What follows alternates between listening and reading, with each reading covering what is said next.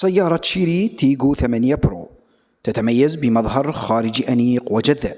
السيارة بواجهة أمامية حادة مع مصابيح LED أمامية ومصابيح نهارية LED، كما تتميز بمصابيح خلفية LED وجناح خلفي. يبلغ طول السيارة 4.72 متر، وعرضها 1.86 متر، وارتفاعها 1.70 متر. أما وزنها فيبلغ 1.7 طن. تتميز المقصورة الخاصة بسيارة شيري تيغو 8 برو بمظهر عصري وحديث.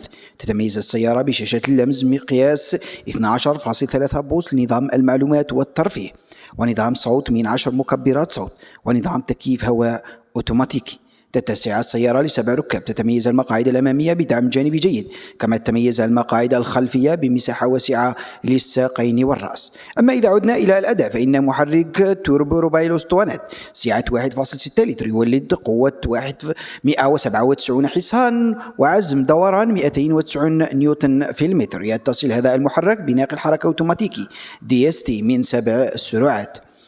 أما إذا ذهبنا إلى الأمام فإن سيارة تيغو 8 برو بمجموعة من المميزات: السلامة والأمان، نظام ABS لمنع انغلاق المكابح، نظام OBD لتوزيع قوة الكبح إلكترونيا، نظام TCS لمنع الانزلاق، نظام SP للتحكم الإلكتروني في الثبات، نظام HSA لمساعدة بدء صعود المرتفعات، نظام HDC للتحكم الإلكتروني في سرعة الهبوط، نظام مراقبة ضغط الهواء في الإطارات، وسائد هوائية أمامية وجانبية وخلفية، وسائد هوائية ستارية، نظام تحذير من مغادرة المسار، نظام تحذير من الاصطدام الأمامي، ونظام الكبح التلقائي في حالات الطوارئ.